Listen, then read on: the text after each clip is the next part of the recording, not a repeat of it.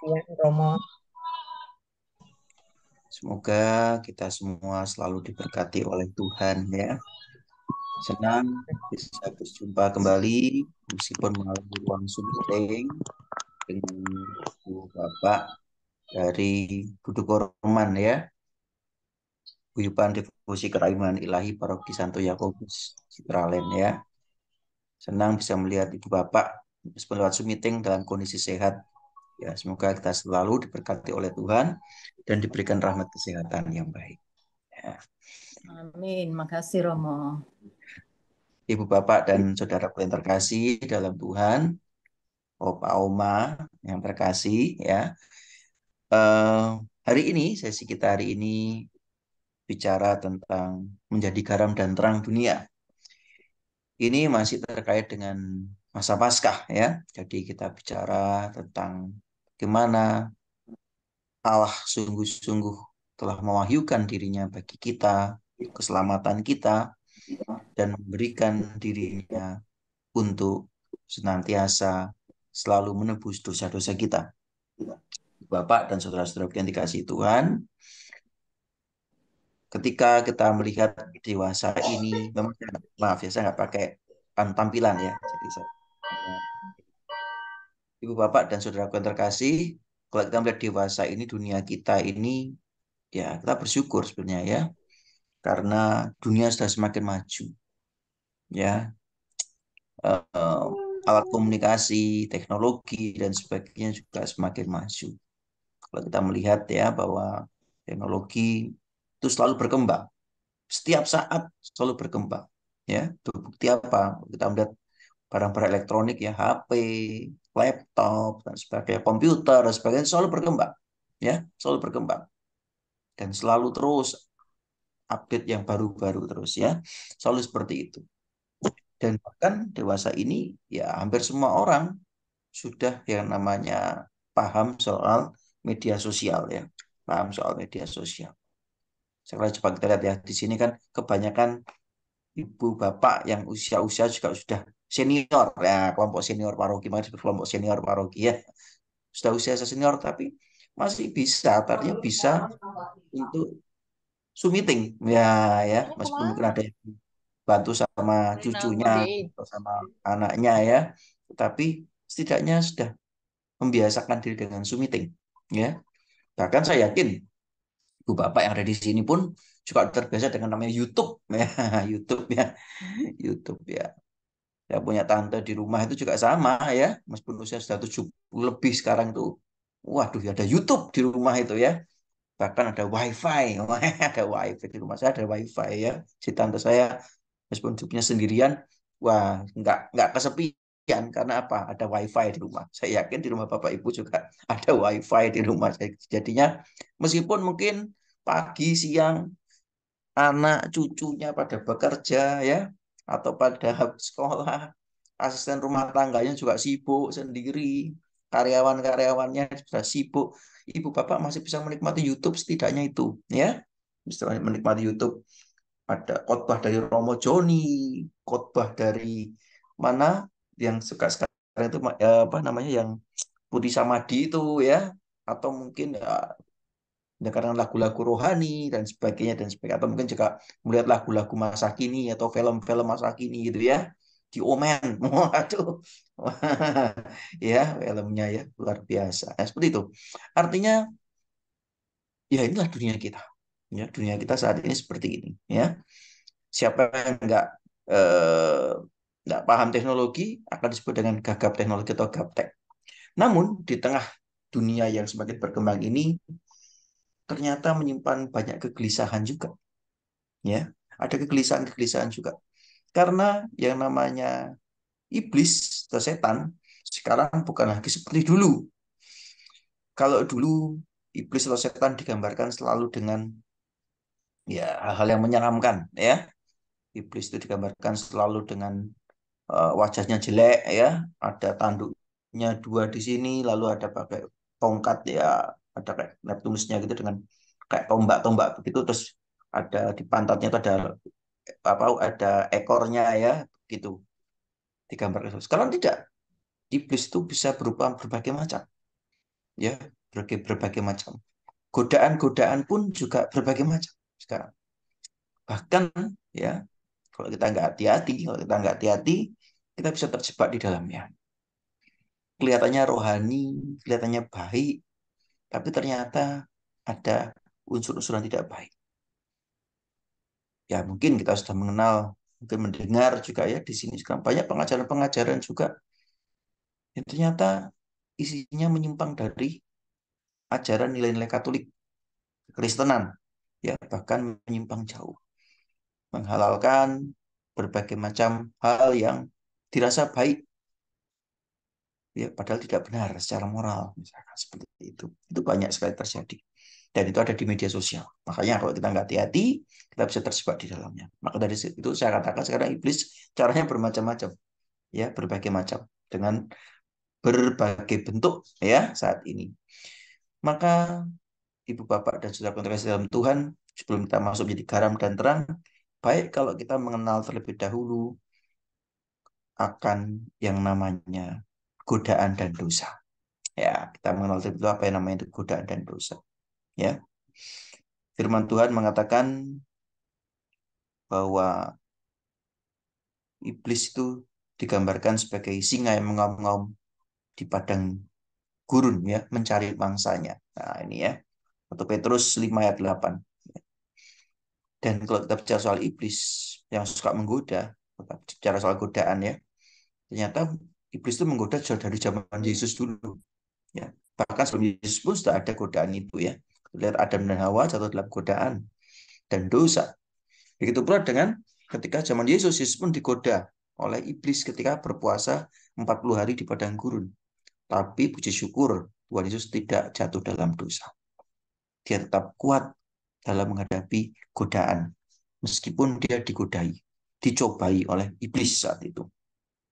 Bapak Ibu, saudara terkasih, mari kita melihat terlebih dahulu apa itu godaan dan apa itu dosa. Dalam katekismus Gereja Katolik, ya, dalam katekismus Gereja Katolik, godaan dipahami sebagai suatu dorongan dalam diri manusia untuk melakukan tindakan yang bertentangan dengan hukum Allah. Godaan merupakan panggilan atau ajakan yang mempengaruhi manusia untuk melanggar kehendak Allah dan melakukan perbuatan dosa. Jadi ada dorongan, ya, godaan merupakan suatu dorongan untuk melakukan suatu tindakan yang bertentangan dengan kehendak Allah, dengan hukum Allah. Godaan menjadi suatu panggilan atau ajakan yang mempengaruhi manusia untuk melanggar kehendak Allah dan melakukan perbuatan dosa. Kalau misalkan aja anak-anak muda gitu kadang di jalan gitu ya, wah lampunya tadi hijau, wah terus mulai kuning lampunya kalau di traffic light terus kemudian waduh mau menjelang merah gitu, kita semakin tancap gas, wah padahal seharusnya pelan-pelan untuk menghentikan kendaraan merah kita berhenti. Contohnya seperti itu. Atau mungkin hal yang lain, ya kita berbohong, nah, kepada anak-anak kita, kepada menantu kita, pada cucu kita, ya, atau malah ngajari bohong, ya, ngajari bohong bisa jadi, ya kan? Nanti kalau itu oma anu itu yang mencari, oma katakan ya, oma sedang keluar, nah, gitu ya, cucunya dia jadi bohong, ya, bilang ya, kalau nanti nyari oma, bilang aja oma lagi keluar ya, jangan bilang oma di rumah. Cucunya bilang, Oma dan anu Bu, tadi Oma bilang kalau Oma lagi keluar. Nah, begitu ya. Terus diajari bohong cucunya. Artinya ya, berbohong. Nah, itu juga sebuah godaan untuk berbuat dosa. Ya, berbuat dosa. Nah, itu godaan. Namun kalau kita bicara soal godaan ini belum tentu eh, menimbulkan dampak dosa memang ya. Godaan itu macam-macam ya. Godaan itu karena pengaruh macam-macam, tapi godaan ini sebenarnya juga belum tentu bisa menimbulkan dampak dosa. Karena ketika kita misalkan tergoda untuk melakukan hal yang tidak baik, tidak benar, namun kalau kita itu terus kuat, enggak, aku enggak mau, maka itu kita tidak akan jatuh pada dosa. Ya seperti Tuhan Yesus, ketika dia lapar, digoda oleh iblis, jadikan aja batu itu jadi roti, tapi Yesus enggak mau. Kalau kamu mau sukses, kamu bisa menyembah aku. Kalau kamu mau hebat, mau kaya, kamu bisa menyembah aku, tapi Yesus tidak mau. Nah, itu godaan, tapi Yesus bertahan dan Yesus menang melawan godaan. Sama. kadang-kadang kita digoda untuk hal seperti itu. Nggak jujur, atau digoda untuk marah ya. Misalkan ya, digoda untuk macam-macam, malas dan sebagainya ya. Malas untuk ikut PDKI, ya, malas untuk ikut Pudo Kurman, bisa jadi ya. Apalagi mendung-mendung ini, kalau di daerah tengah ini katanya mendung ini, hujan tadi ini ya. Nggak tahu kalau di daerah barat ya, mendung ini. Nah, mendung-mendung ini enaknya tidur, apalagi jam-jam tidur siang ini ya. Waduh, enaknya tidur di rumah ini ya. Tapi kita ikut Pudo Kurman. Nah, kadang godaannya adalah taruh aja, tidur aja wis, enak-enak, enak gini, mendung-mendung enak tidur loh ya. Tapi kita enggak, aku enggak mau tidur. Aku mau ikut Pudo Kurman. Aku ingin bersekutu bersama dengan teman-teman. Artinya kita menang pada godaan. Namun sebaliknya, kalau kita jatuh pada dosa, kita taat pada godaan itu, ikuti godaan itu, kita jatuh pada dosa, nah itulah yang namanya dosa. Ya, ketika kita itu merespon godaan, maka yang terjadi adalah kita melakukan suatu tindakan dosa. Ya, nah, ibu bapak, dosa itu ternyata juga ada tahapan-tahapannya. Nah, ini kita harus hati-hati ya. Ada tahapan-tahapan dosa. Yang pertama dosa ringan. Dosa ringan atau disebut dengan venial sin adalah dosa yang tidak memutuskan hubungan kita dengan Allah, namun mengganggu persahabatan kita dengan Tuhan. Tidak memutuskan hubungan kita dengan Allah, namun mengganggu persahabatan kita dengan Tuhan. Jadi gak memutuskan hubungan, tapi mengganggu persahabatan dengan Tuhan. Melemahkan cinta kita kepada Tuhan. Itu dosa ringan. Ya tadi misalkan bohong kecil-kecilan, itu dosa ringan, Masian ya. Lalu kemudian rasa apa namanya, males mau baca sabda Tuhan kok males ya, itu dosa ringan Masian ya, masih ringan, itu masih ringan. Nah, namun ada juga yang namanya dosa berat. Nah, dosa berat atau mortal sin adalah dosa yang secara serius melanggar hukum Allah, menyebabkan hilangnya persatuan dengannya, dan berpotensi mengakibatkan kehilangan keselamatan abadi. Nah, dosa berat, dosa yang serius melanggar hukum Allah, menyebabkan hilangnya persatuan kita dengan Tuhan, dan berpotensi mengakibatkan kehilangan keselamatan abadi. Apa contohnya misalkan? Tadi ya, mulai malas untuk bersekutu, lama-lama malas baca firman Tuhan, lama-lama malas ke gereja, malas berdoa. Akhirnya hubungan kita dengan Tuhan jauh. Lama-kelamaan jadilah dosa berat. Ya, seperti itu Ibu Bapak contohnya ya. Pertama-tama malas, males, bosen. Lama-lama kemudian sedikit demi sedikit jauh dari persekutuan. Selama-lama kemudian tidak baca firman Tuhan. Mulai bosen, jarang-jarang. Doa rosario atau doa koronka yang biasanya kita daraskan mulai ditinggalkan. Terus ekaristi, misa, hari Minggu diajak sama anaknya, sama cucunya. Enggak sama suaminya atau sama istrinya diajak. Enggak males, enakan di rumah. Lama-lama meninggalkan Tuhan. Itu dosa berat. Ya, seperti itu contohnya. Berbohong. Pertamanya bohong kecil-kecilan tadi ya. Bilang ya, kalau ada dicari sama tante itu, bilang mama ndak ada di rumah, atau bilang oma nggak ada di rumah. Baru itu lama-lama bohongnya lebih besar, lebih besar, lebih parah, lebih parah, lebih parah. Itu dosa berat. Nah, itu ya. Harus hati-hati ya.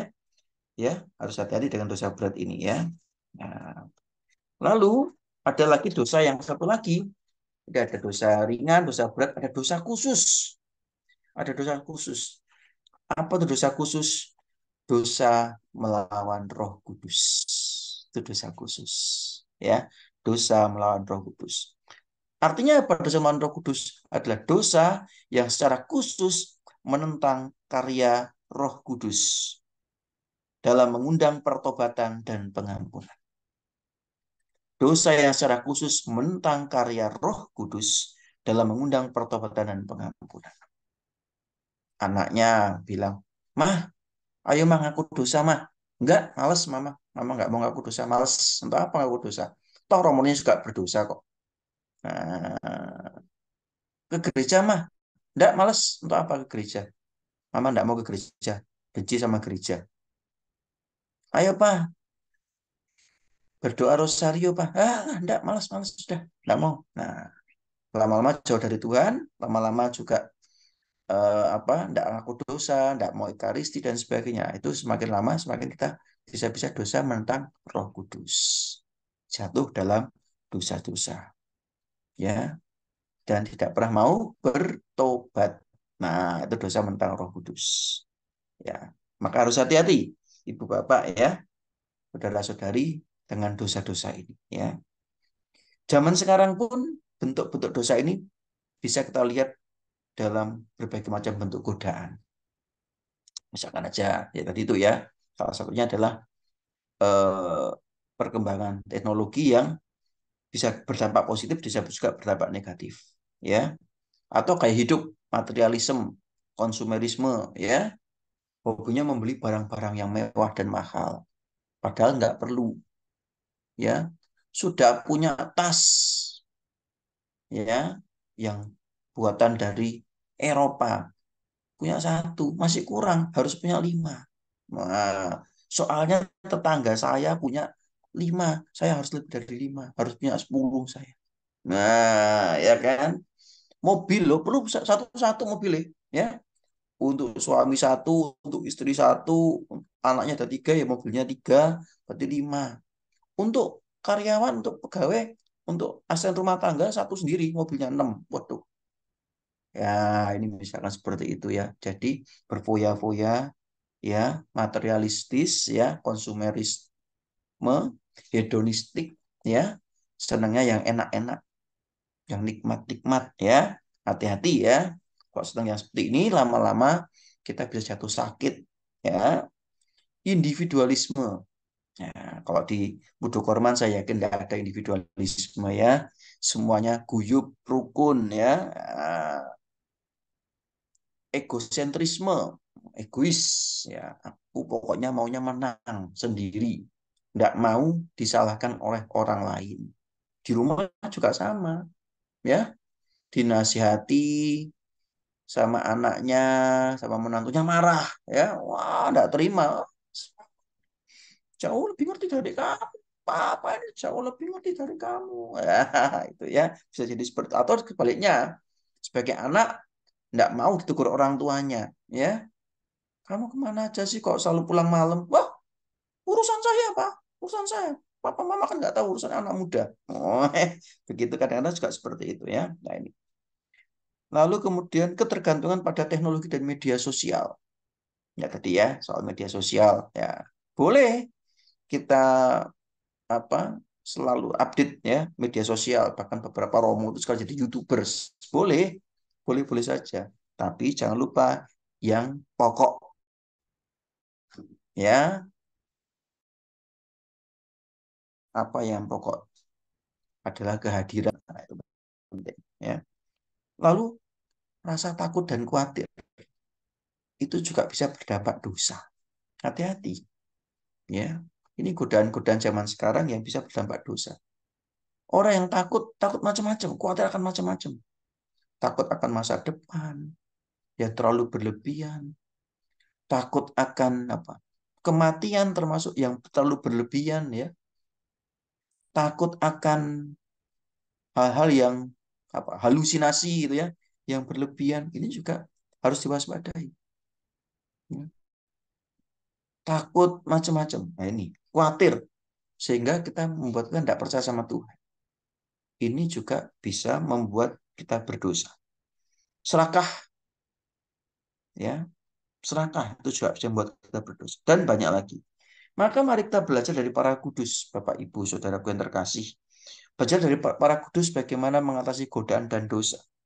Mari kita belajar dari Santo Fransiskus dari Asisi, ya, untuk menghadapi godaan-godaan hedonisme, ya. Kita hendaknya selalu meskipun hidup kita berkecukupan, hendaknya kita punya semangat kemiskinan, kesederhanaan.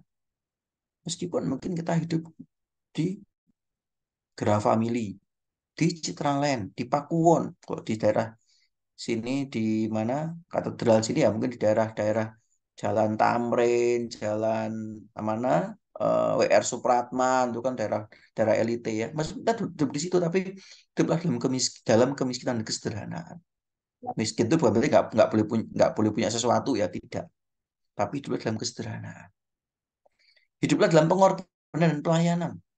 Ya, seperti ibu bapak berkorban waktu ya, ikut Zoom, berkorban ya, ikut bantu melayani, ikut bantu berdoa, ikut bantu memuji Tuhan. Itu suatu pelayanan, asal dijalankan dengan tulus dari dalam hati. Lalu berbanyaklah kontemplasi dan doa. Jangan sampai lupa untuk berdoa. Ekaristi itu penting untuk kehidupan iman kita. Ajak juga anak-anak kita, cucu-cucu kita untuk misa. Ya, untuk berdoa. Ya, setia pada ajaran gereja. Ya, setia pada ajaran gereja. Tetap lurus pada ajaran gereja. Lalu juga jangan lupa untuk tetap menjadi pribadi yang baik dalam kehidupan komunitas kita.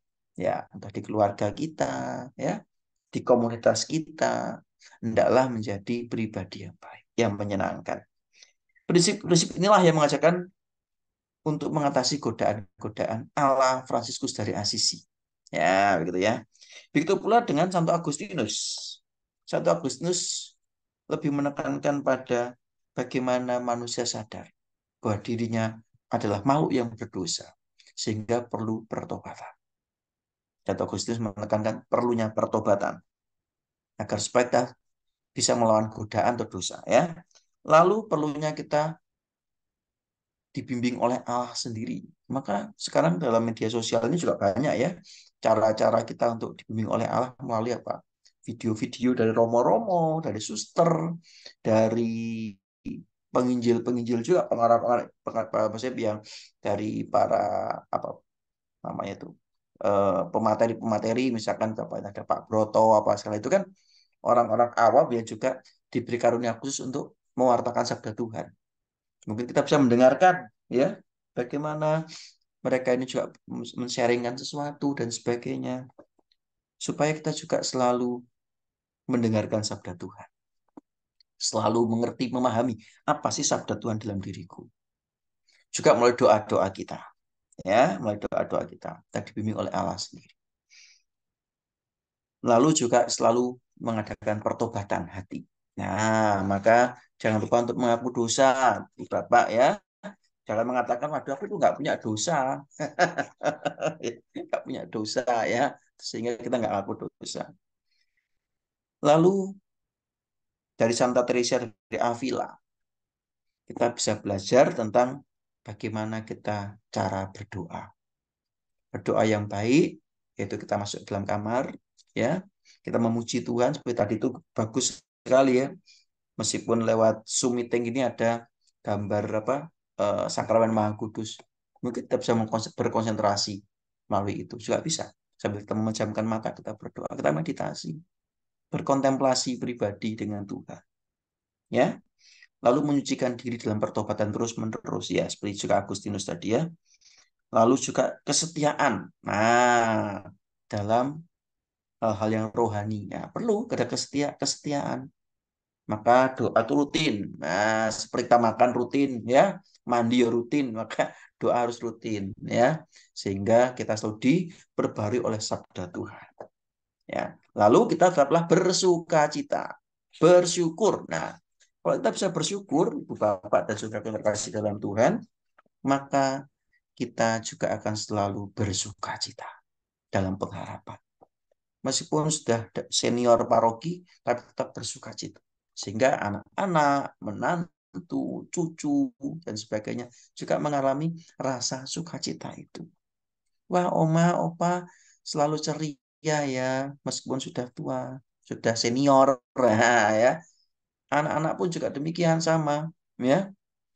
Ketika anak-anak juga bisa memberikan kegembiraan bagi orang tuanya, itu tentu akan menjadi sesuatu yang baik. Ya, akan menjadi sesuatu yang sungguh-sungguh menghadirkan Kristus sebagai ibu, sebagai bapak yang baik dalam keluarga.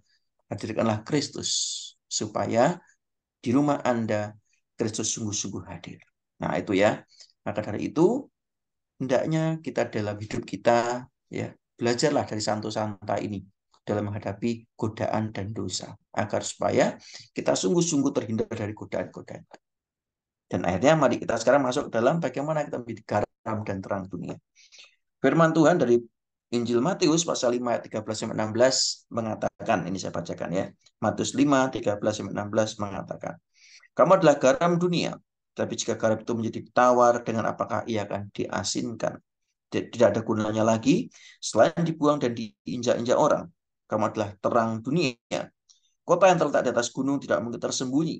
Dan juga orang tidak menyalakan pelita untuk meletakkannya di bawah gantang, melainkan di atas kaki lampu. Maka menerangi kaum semua orang di rumah itu. Demikianlah hendaknya terangmu bercahaya di depan orang, supaya mereka melihat perbuatanmu yang baik dan memuliakan Bapamu yang di surga. Bapak, Ibu, dan saudara-saudara yang dikasihi Tuhan, apa sih maknanya bagi kita ya dari bacaan Injil Matius 5 ayat 13-16 ya? Kita dapat melihat bahwa menjadi garam artinya kita sebagai orang-orang Katolik diundang, dipanggil ya untuk memberikan rasa dan pengaruh yang positif dalam kehidupan dunia. Pertama-tama dalam kehidupan keluarga kita ya. Kita menjadi pengaruh yang positif dalam kehidupan keluarga kita sehingga dapat menghambat kebusukan dan menjaga keaslian moral. Maka ya dikatakan bahwa seorang ibu itu adalah tiang keluarga, tiang doa. Seorang ayah, seorang bapak adalah kepala keluarga sebagaimana Kristus adalah sang kepala. Oleh karena itu, hendaknya kita sungguh-sungguh menjadi orang yang selalu berpengaruh positif. Ya. Kalau kita menebarkan hal-hal yang positif, tentu hidup kita pun akan selalu diwarnai dengan hal-hal yang baik. Kalau kita selalu berpikir positif ya, Bu Bapak, maka hidup kita pun akan selalu diwarnai hal-hal yang baik. Kalau kita isinya negatif aja, negatif thinking, maka yang terjadi apa? Hidup kita itu akan suram. Hidup kita itu akan selalu dibayang-bayang ketakutan tadi ya, kekhawatiran, kecemasan. Kenapa? Kita selalu hidup dalam ketakutan. Hidup dalam negatif thinking saja tadi. Tapi kalau kita berpikiran positif terus, maka kita akan hidup penuh syukur, penuh kegembiraan. Dan tentu kita akan menebarkan kegembiraan itu bagi orang lain. Lalu menjadi terang, mengacu pada panggilan untuk menyebarkan kebenaran dan kebaikan, serta untuk menerangi jalan bagi orang lain dengan hidup yang benar dan berlaku adil. Menebarkan kebenaran dan kebaikan. Sekali lagi dimulai dari keluarga kita, dari diri kita sendiri. Bagaimana kita juga menebarkan kebenaran dan kebaikan. Ya, sehingga dengan bersikap baik dan benar di hadapan orang dan bagi diri kita, tentu kita akan menjadi terang bagi semua orang. Kalau kita punya pegawai di rumah, lakukanlah dia dengan baik, dengan adil, ya. Kalau kita punya karyawan, ya lakukanlah karyawan kita dengan memberikan upah yang benar, yang baik, yang sesuai, yang sejahtera, sehingga mereka pun juga bekerja dengan penuh sukacita bagi kita.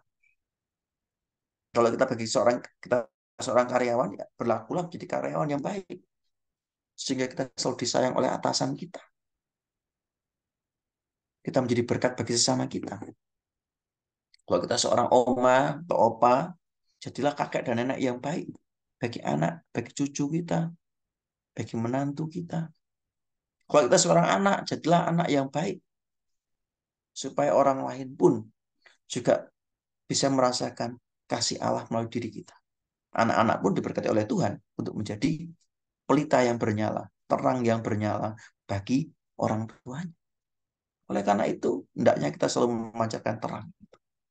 Kalau dalam suasana terang ya, maka lilin itu tidak akan ada artinya.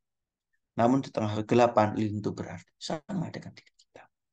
Ketika dalam suatu rumah tangga isinya itu bertengkar aja, ya hendaklah kita jadi terang. Lilin yang bernyala. Ya, agar supaya terang itu dapat menerangi seluruh yang ada di sekitarnya. Maka mari kita menjadi terang bagi semua orang. Oleh karena itu, hendaknya kita sungguh-sungguh dapat memberikan rasa hidup, memberikan teladan yang baik, selalu berpikir positif tadi ya, menyebarkan kabar baik bagi semua orang. Dan kita selalu membela kebenaran dan keadilan, sehingga terang dan kasih Allah sungguh-sungguh tersiar dimanapun kita berada. Sekali lagi, menjadi garam dan terang berarti menjadi panggilan bagi kita sebagai anak-anak Tuhan, sebagai domba-domba, sebagai murid-murid Kristus, untuk dapat sungguh-sungguh memberikan rasa, pengaruh yang positif, untuk menjadi penerang, untuk menjadi sumber sukacita ya bagi setiap orang, sehingga dengan itu kita dapat menjadi saksi Kristus, saksi kebangkitan Tuhan dimanapun kita berada, dan menjadi saluran berkat bagi semua orang. Berkat Tuhan menyertai kita sekalian. Terima kasih. Amin. Makasih Romo. Sama-sama. Terima kasih Romo. Romo, kami mohon untuk memimpin doa penutup sekaligus berkat penutup, Romo. Terima kasih. Ya, doanya ada di sini, teksnya ada ya? Ya, ada doa spontan, Mo. Oh, spontan. Ya. Oke, baik. Ini doa penutup. Ya, doa Ya, penutup. ya. Doa penutup Dengan dan dan berkat. berkat ya. Baik. Ya. Baik, mari Ibu Bapak dan Saudara yang terkasih dalam Tuhan, kita akhiri Orang ya, Mas. persekutuan kita pada sore hari ini dengan kita berdoa, kita mohon rahmat Tuhan agar supaya Tuhan selalu menerangi hidup kita sehingga kita dapat menjadi garam dan terang dimanapun kita berada. Dalam nama Bapa dan Putra dan Roh Kudus. Tuhan Allah kami, kembali kami bersyukur kepadamu untuk segala rahmat yang Engkau berikan kepada kami, juga untuk persekutuan kami pada siang hari ini. Bapa, sungguh kami bersyukur karena Engkau senantiasa selalu memberikan rahmat kesehatan bagi kami. Engkau senantiasa juga selalu memberikan perlindungan-Mu bagi kami dan keluarga kami, serta komunitas kami. Tuhan, kami sudah mendengarkan sabda-Mu. Kiranya Tuhan, Engkau sendiri yang selalu berkenan menjaga kami, melindungi dan menyertai kami. Kami sadar Tuhan, godaan-godaan di sekitar kami sangat-sangat banyak. Kami sadar Tuhan, dewasa ini pun banyak sekali hal-hal yang mungkin menjauhkan kami daripada-Mu. Oleh karena itu, kami mohon rahmat-Mu ya Tuhan, agar supaya Engkau melindungi kami dalam setiap langkah hidup kami. Juga Engkau lindungi keluarga kami, agar keluarga kami selalu terhindar dari hal-hal yang jahat, hal-hal yang tidak baik, hal-hal yang dapat menghancurkan rumah tangga, keluarga, dan juga relasi kami.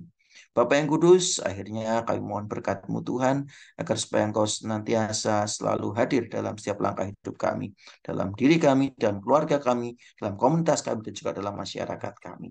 Pimpin kami Tuhan, supaya kami menjadi garam dan terang dimanapun kami berada, sehingga kami dapat menjadi rasa yang baik, rasa yang positif bagi setiap orang, dapat menjadi saluran berkat dan cinta Tuhan bagi semua orang yang ada di sekitar kami. Akhirnya Tuhan, kami akan melanjutkan aktivitas kami.